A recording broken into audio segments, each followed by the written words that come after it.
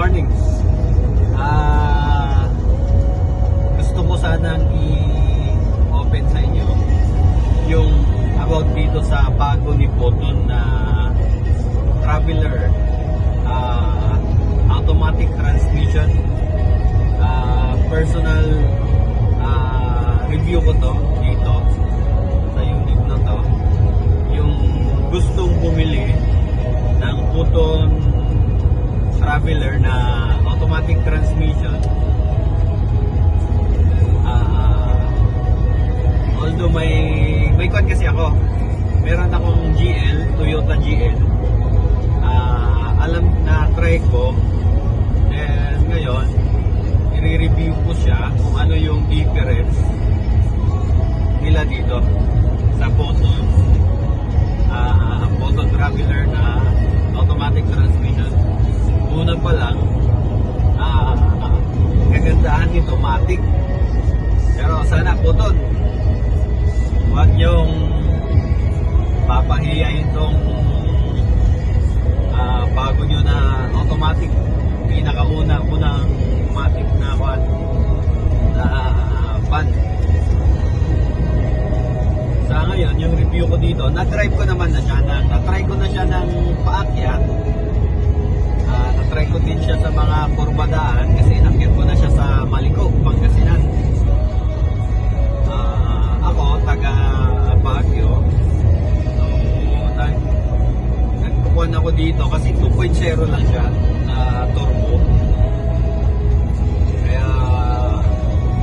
Kaya parang nagpupuan pa rin ako, may duda kung kaya ba niya sa akyatan.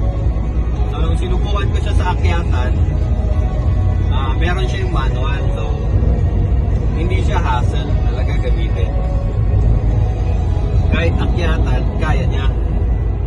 Then yung kagandahan din na isa dito sa cambio, correct me if I'm wrong na lang, mga sir, kasi dito sa cambio niya may drive, may S, yung pagkakaalam ko sa S, semi-automatic, tapos meron siyang manual.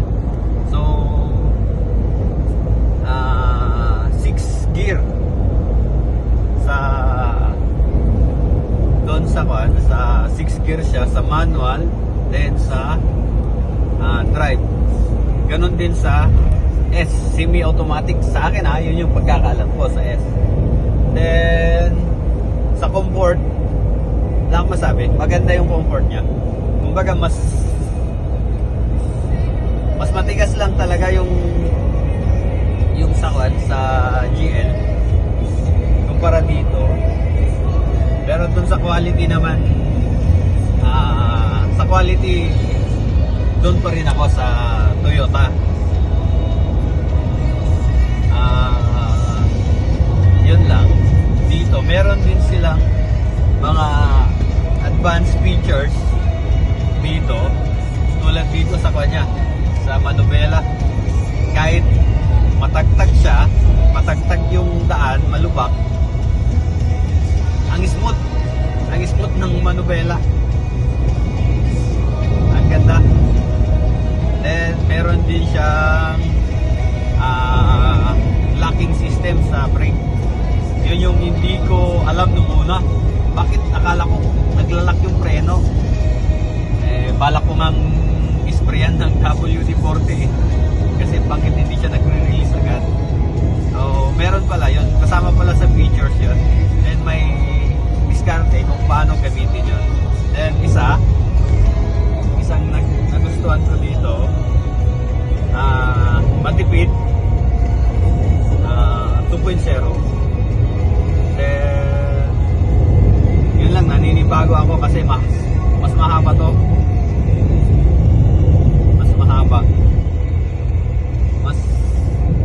Marami pa akong ino-observe na features nito, kakaiba. Maganda siya, sir. Kumbaga maganda yung pagkakagawa ng mga extra features niya. Nandito kami sa expressway ngayon.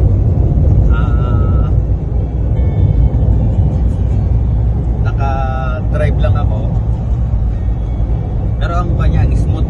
Ang smooth niya gamitin. So, yung may balak kumuha ng photon dyan, pwede. Maganda.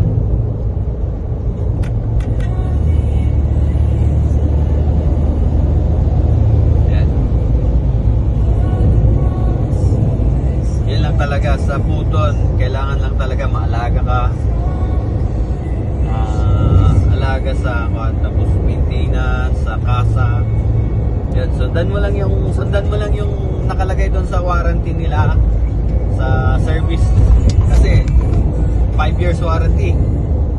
Kaya medyo may kagandahan din. Kaya napasubo ako. Kumuha ko then para may button na din ako naman. So guys, maraming salamat po. Update ko na lang kayo sa mga next na reviews nito.